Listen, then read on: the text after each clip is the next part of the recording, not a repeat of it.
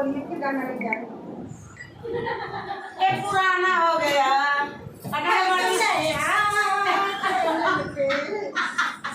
भाई बहुत गाना बना लेकिन अब हम देवर हो जाए कितने गाना ले जाएंगे जेकर लेकर देवर हो जाएंगे लाइक कमेंट सेक्शन हमें देवर नहीं है लेकिन जो आने जाएगा सब लाइक कर दे जाएगा देवर तो इतना वान कैसे कहता हूं ना लेकर देवर मनोरंजन बढ़े सब करिए साड़ी नहीं पहले करिए साड़ी गाना का एक दिन की बात पड़ा अरे इतने करिए साड़ी कर दे बना बच्चा अरे अपन पहिरब काली साड़िया हो देवरा मारे ला नजरिया अपन पहिरब काला साड़िया हो देवरा मारे ला नजरिया देवरा मारे ला नजरिया देवरा मारे ला नजरिया पहिरब काली साड़िया हो देवरा मारे ला नजरिया खींच के ले जाला फूलवरिया हो देवरा मारे ला नजरिया खींच के ले जाला फूलवरिया हो देवरा मारे ला नजरिया रावण पहिरब काली साड़िया हो देवरा मारे ला नजरिया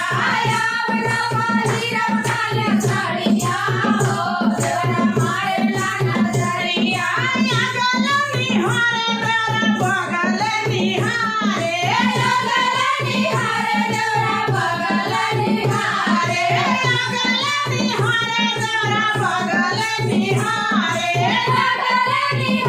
देवरा बगल निहारे मान कर छिटी सटा कनवा हो देवरा मारे ला नजरिया मान कर छिटी सटा कनवा हो देवरा मारे ला नजरिया रावण पहिरब काली साड़िया हो देवरा मारे ला नजरिया रावण पहिरब काली साड़िया हो देवरा मारे ला नजरिया चिठिया लिख लिख पिया के पठावली चिठिया लिख लिख पिया के पठावली पिया के पठावली अपने राजा के पठावली पिया के पठावली अपने राजा के पठावली घाट से धारा ओरे लगड़िया हो देवरा मारे ला नजरिया घाट से धारा ओरे लगड़िया हो देवरा मारे ला नजरिया सासु ससुर जी घर में न बाटे सासु ससुर जी घर में न बाटे रातिया माथा मयूका बदिया हो देवरा मारे ला नजरिया रातिया माथा मयूका बदिया हो देवरा मारे ला नजरिया देवरा मारे ला नजरिया